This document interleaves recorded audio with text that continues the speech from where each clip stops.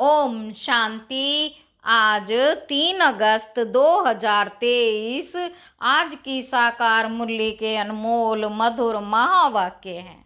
बाबा कहते, मीठे मीठे बच्चे, याद की यात्रा में टाइम देते रहो तो विकर्म विनाश होते जाएंगे। सबसे ममत्व मिट जाएगा, बाप के गले का हार बन जाएंगे। बाप के गले का हार बन जाएंगे।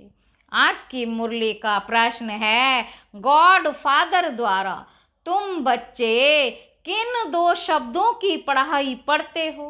बाबा पूछ रहे हैं, किन 2 शब्दों की पढ़ाई पढ़ते हो?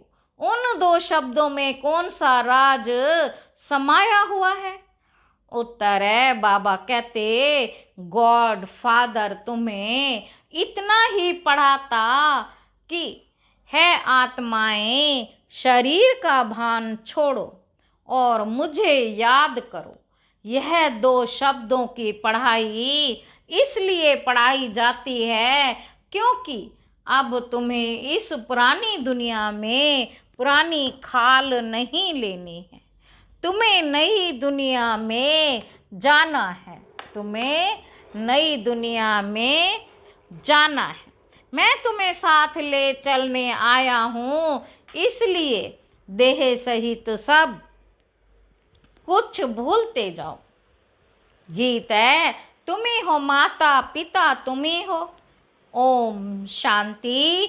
बाबा कहते, बच्चे शालिग्राम जानते हैं कि कोई मनुष्य द्वारा हम शास्त्र नहीं सुनते हैं। इसको सत्संग नहीं कहा जाता। कोई मनुष्य द्वारा हम शास्त्र नहीं सुनते हैं, इसको सत्संग नहीं कहा जाता है, पढ़ाई कहा जाता है। अगर मनुष्यों से पूछा जाए तो कहेंगे कि हम सत्संग में जाते हैं। वह कहेंगे कि हम कॉलेज में जाते हैं। यह तो जानते हो, सत्संग में साधु संत विद्वान आदि सुनाने वाले होंगे। सत्संग में साधु संत विद्वान आदि सुनाने वाले होंगे। स्कूल में भी मनुष्य टीचर प्रोफेसर आदि होंगे। यहाँ मनुष्य नहीं है, यह है बेहद का रूहानी बाप। यह है बेहद का रूहानी बाप, जिसको कहा जाता है तमेव माताश्च पिता तमेव। यह महिमा देवताओं की भी नहीं, ये महिमा देवताओं की भी नहीं है, ब्रह्मा विष्णु शंकर की भी नहीं। ये महिमा है निराकार परम पिता परमात्मा की। अब बच्चे जानते हैं कि निराकार परम पिता परमात्मा यह शरीर धारण कर पार्ट बजा रहे हैं। यह शरीर धारण कर पार्ट बजा रहे हैं। सिवाय इसी निराकार परम पिता परमात्मा के कोई भी ब्रह्मा कुमार कुमारियों को पढ़ा नहीं सकता। ब्रह्मा को भी ज्ञान सागर नहीं कहेंगे, इसको प्रजापिता कहेंगे। ज्ञान सागर एक ही निराकार परम पिता परमात्मा को कहा जाता है। वही पतितों को पावन बनाने वाला है, क्योंकि ज्ञान सागर से ही सद्गति होती है। यह है नई बात। गीता में श्री कृष्ण का नाम डालने से खंडन कर दिया है। अब मनुष्यों को कैसे पता पड़े कि नॉलेजफुल परमपिता परमात्मा आकर नॉलेज देते हैं? मनुष्यों को कैसे पता पड़े कि नॉलेजफुल परमपिता परमात्मा आकर नॉलेज देते हैं? यह मनुष्य भूल जाते हैं। ऐसे नहीं कि शास्त्र आदि द्वापर के आदि में ही बनते हैं, नहीं, समझाया जाता है। पहले बाप का चित्र मंदिर आदि बनते हैं, जिसमें भक्ति शुरू होती है। भक्ति भी बहुत समय परमात्मा की होनी चाहिए, क्योंकि ऊंच ते ऊंच वह है, उनकी पूजा पहले शुरू होती है। पूजा लायक है ही एक शिव बाबा। एक शिव। ऐसे नहीं कहेंगे कि ब्रह्मा विष्णु शंकर व जगत अम्बा जगत पिता पूजा के लायक हैं। इन सबको पूज्य बनाने वाला एक ही शिव है, बाप है। इन सबको पूज्य बनाने वाला एक ही बाप है। उनकी भक्ति भी जरूर अधिक होगी। यह ब्रह्मा तो कुछ नहीं, इनमें परमपिता परमात्मा ना आए तो इनकी पूजा क्या होगी। सबका सदगति दाता एक ही बाप है। यह विचार सागर मंथन करना होता है। भक्ति कैसे शुरू होगी। शिव बाबा तो विचार सागर मंथन नहीं करते। बच्चों को विचार सागर मंथन करना है।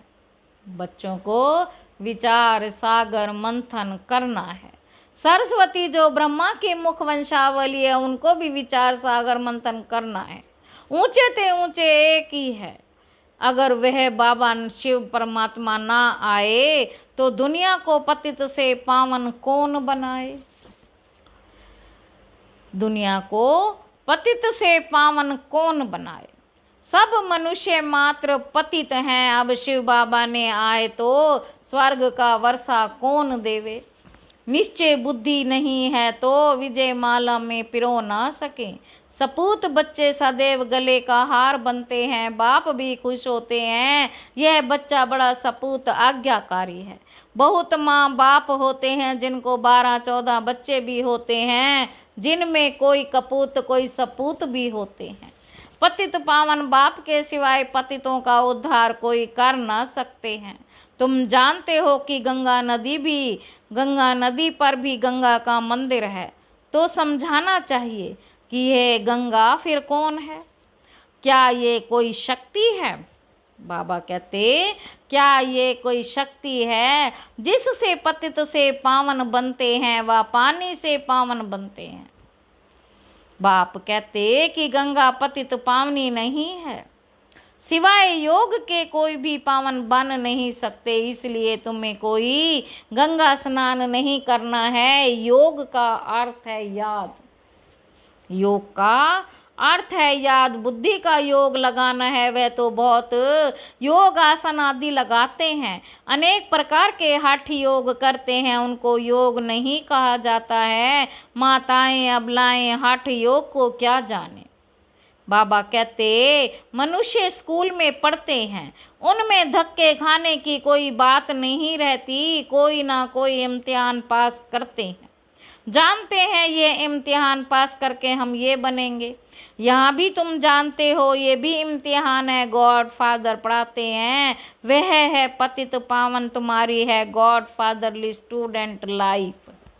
तुम्हारी है गॉड फादरली स्टूडेंट लाइफ। बाप पतित से पावन कैसे बनाते हैं।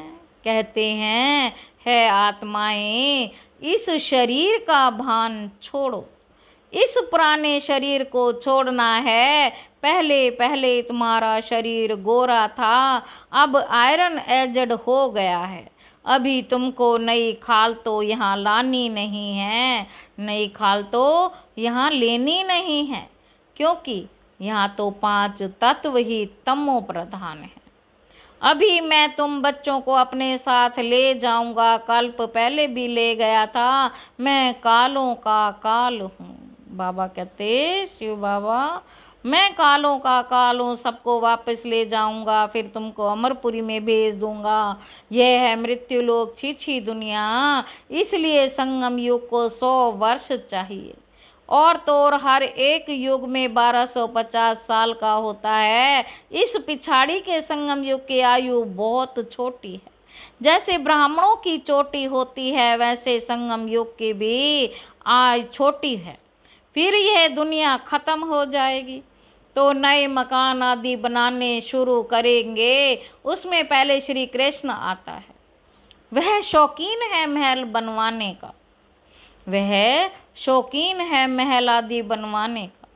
कोई तो बहुत शौकीन था ना, जिसने सोमनाथ का मंदिर बनवाया। बिरला भी शौकीन, कितना अच्छा मंदिर बनवाया है। नंबर 1 में है पूज्य शिव बाबा। फिर भक्ति मार्ग में भी पहले सोमनाथ का मंदिर बनता, सो भी कुछ समय बाद ही बनता होगा, फिर पूजा शुरू होगी। अभी तो है घोर अंधियारा, रात पूरी हो फिर दिन आता है। बाप कहते मैं रात और दिन के बीच में आता हूँ। माँ भारी लड़ाई भी है। लिखा हुआ है कि यादवों के पेट से वह चीजें निकली जिससे सारे कुल का विनाश हुआ। तुम देख रहे हो बराबर विनाश के लिए तैयारी कर रहे हैं, समझते हैं कोई प्रेरक है। दोनों ने विनाश के लिए बॉम्ब्स बनाकर रखे हैं, आफतें भी आनी है। तुम तो प्रैक्टिकल में देख रहे हो, स्थापना भी हो रही है, विनाश भी सामने खड़ा। समझो कोई ना विनाश नहीं देखा, कोई ने विनाश नहीं देखा।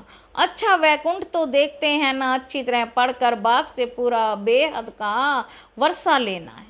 तुमको साकार नहीं पढ़ाते हैं, शास्त्रों आदि की बात नहीं, यह तो ज्ञान सागर स्वयं पढ़ाते हैं। तुम अपने को देही समझ बाप को याद करते रहो। भगवानुवाच अपने बच्चों प्रति कहते हैं, मैं तुम बच्चों के सन्मुख होता हूँ। जो मेरे बच्चे बनते उनमें से कोई सौतेले, कोई मातेले बच्चों को ये वर्षे का हक है। संशय बुद्धि को सौतेला कहा जाता है। उनको वर्षा नहीं मिल सकता, वह फिर पुरुषार्थ अनुसार प्रजा में चले जाते हैं। मातेले राजाई में आ जाते हैं। वे बाप को प्यार करते, बाप उनको प्यार करते, गाते भी हैं ना, तुम पर बलिहार जाऊंगा, वारी जाऊंगा। बाप कहते हैं मुझे याद करेंगे तो मैं तुमको मदद दूंगा। हिम्मते मर्दा मद दे खुदा। और सबसे बुद्धि योग तोड़ एक से जोड़ना है। तुम कहते हो हम बाबा के हैं, ये सब कुछ बाबा का है, बाबा को हम कखपन देते हैं और बदले में स्वर्ग के बेहद के बादशाही का वर्षा लेते हैं। इस प्राणी देह से हमारा ममत्व नहीं है, यह तो तमो प्रधान रोगी शरीर है हमारे पास। और क्या है, मनुष्य मरते हैं, सब कुछ छूट जाता है, फिर उनका सब कुछ करनी घोर को दे दिया जाता है। हम सब आपको देते हैं, हम सब कुछ आपको देते हैं। ममत्व मिटाने के लिए हम निरंतर बाबा को याद करने का पुरुषार्थ करते हैं, याद करने का पुरुषार्थ करते हैं। माया फिर विघन डालती है, इसलिए धीरे धीरे जितना मेरी याद में टाइम देते रहेंगे तो वे कर्म विनाश होते जाएंगे। जितना मेरी याद में टाइम देते रहेंगे तो वे कर्म विनाश होंगे, वही मेरे गले का हार बनेंगे। कितना सहज समझाते हैं शिव बाबा, कितना सहज समझाते हैं।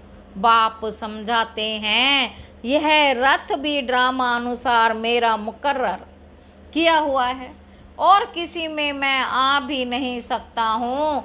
तुम भी कहते हो बाबा कल्प पहले भी हम आपसे इसी मकान में इसी ड्रेस में मिले थे और आपसे वर्षा लिया था, कितना सहज है। बाप कहते कि सिर्फ मुझे याद करो, कोई भी तरफ बुद्धि ना जाए। याद रखना अंत काल में जो पुत्र सिमरे, अगर किसी को भी याद किया तो फिर वहाँ जन्म लेना पड़ेगा। कहाँ भी ममत्व नहीं रहना चाहिए। अंत काल जो स्त्री सिमरे बाप आते हैं पतितों को पावन बनाने, उनकी कितनी महिमा करते हैं। एक ओंकार, उनका एक ही नाम है सत्य, उनको दूसरा शरीर मिलता ही नहीं जो नाम बदली हो। तुम तो 84 जन्म लेते हो तो नाम भी 84 पढ़ते। बाप की महिमा में गाते हैं निर्भय निर्वीर अकाल मूरत, वही कालों का काल है, उन्हें काल खा नहीं सकता। मैं सभी को मुक्ति धाम में ले जाऊंगा। निर्वैर मेरा कोई से वैर नहीं है। अकाल मूरत अजोनी मैं जन्म मरण में नहीं आता हूँ। उनकी महिमा कितनी गाते हैं, गाया भी जाता है। दुख हरता सुख करता, कलयुग के दुख हरते सतयुग के सुख देते। बच्चे जानते हैं भारत में सतयुग में जीवन मुक्ति थी, बाकी सभी आत्माएं शांति धाम में थी। याद पड़ता है ना, जरूर बाप जब संगम पर आए तब सभी को शांति धाम ले जाए। और तुमको फिर सुख धाम भेज दें, कितनी सहज बात है। परंतु माया ऐसी है जो यहाँ से बाहर गया तो भूल जाएंगे। जैसे गर्भ जेल में धर्मराज के द्वारा तुमको सजा दिलाता हूँ, त्राही त्राही करते हो कि हम माफी मांगते हैं, फिर हम ऐसे पाप नहीं करेंगे। बाहर निकलने से फिर भी पाप करने लग पड़ते हैं। यह है ही माया का राज्य। सतयुग त्रेता में माया होती नहीं, वहाँ तो सुख ही सुख रहता है। अभी तुम पढ़ रहे हो, इसमें घर बार छोड़ने की बात नहीं। बाप कहते देह सहित सब कुछ भूल जाओ, तुम्हारा ये बेहद का सन्यास है।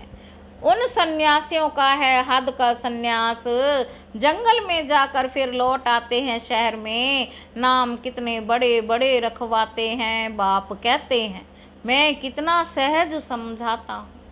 बुढ़ियाएँ कितनी हैं, कहती हैं हमको धारणा नहीं आती। अच्छा, ये तो जानती हो कि परमात्मा पढ़ाते हैं। बाबा कहते ये तो जानती हो कि परमात्मा पढ़ाते हैं। वे कहते हाँ है, सिर्फ मुझे याद करो, इसमें तो कोई तकलीफ नहीं। अभी हमने 84 का चक्र पूरा किया। ये सब दर्शन चक्र, आत्मा को चक्र का दर्शन होता है, यहाँ ही निरोगी काया बनती है।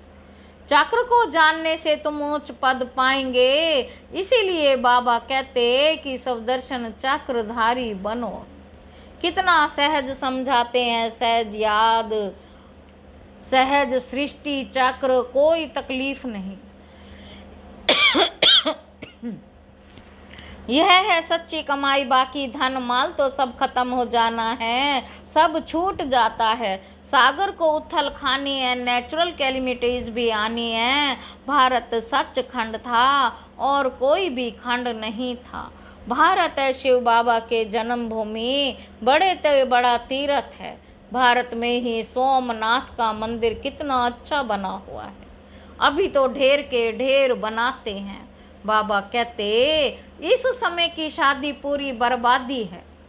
शिव बाबा से सगाई पूरी आबादी है। शिव बाबा से सगाई पूरी आबादी है। शिव बाबा साजन भी है, स्वर्ग में भेज देते हैं। तुम यहाँ आए हो, जानते हो। हम यहाँ बरोबर नर से नारायण, नारी से लक्ष्मी बनेंगे। ऐसे नहीं कि पुरुष जाकर पुरुष ही बनेंगे, बदलते रहते हैं। कोई चोला पुरुष का, कोई चोला स्त्री का। फिर सतयुग से त्रेता कैसे बनता है वे भी समझाया गया है। अभी तुम बच्चों को नॉलेजफुल गॉड फादर पढ़ाते। मनुष्य तो फादर टीचर सतगुरु हो ना सके। फादर और टीचर हो सकते हैं, गुरु हो नहीं सकते। सो भी वह जिस्मानी विद्या, ये बाबा तो एकदम स्वर्ग का मालिक बनाते हैं। कोई भी बात ना समझो तो 1000 बार पूछो। अच्छा, मीठे मीठे सिकील दे बच्चों प्रति माता पिता बाप दादा का याद प्यार और गुड मॉर्निंग। रूहानी बाप की रूहानी बच्चों को नमस्ते। हम रूहानी बच्चों की रूहानी बाप दादा को याद प्यार और नमस्ते बाबा, नमस्ते। धारणा के लिए मुख्य सार पहला पॉइंट है, सपूत आज्ञाकारी बन विजय माला में पिरोना है। बाप को अपना कखपन दे, बलिहार हो, सबसे ममत्व मिटा देना है। दूसरा पॉइंट, अंतकाल में एक बाप ही याद रहे, उसके लिए सबसे बुद्धि योग तोड़ निरंतर बाप की याद में रहने का पुरुषार्थ करना है। आज के मूल्य का वरदान है, सर्व खजानों को स्वयं में समाकर दिल शिकस्तपन व ईर्ष्या से मुक्त रहने वाले सदा प्रसन्न चित भव। बाप दादा ने सभी बच्चों को समान रूप से सब खजाने दिए, लेकिन कोई उन प्राप्तियों को स्वयं में समा नहीं सकते। वे समय पर कार्य में लगाना नहीं आता तो सफलता दिखाई नहीं देती। फिर स्वयं से दिल शिकस्त हो जाते, सोचते हैं मेरा भाग्य ही ऐसा है, शायद मेरा भाग्य ही ऐसा है। उन्हें फिर दूसरों की विशेषता व भाग्य को देख ईर्ष्या उत्पन्न होती है। ऐसे दिल शिकस्त होने व ईर्ष्या करने वाले कभी प्रसन्न नहीं रह सकते। सदा प्रसन्न रहना है तो इन दोनों बातों से मुक्त रहो। आज के मुरली का स्लोगन है, स्वार्थ के बिना सच्चे दिल से सेवा करने वाले ही स्वच्छ आत्मा है। अच्छा, ओम शांति।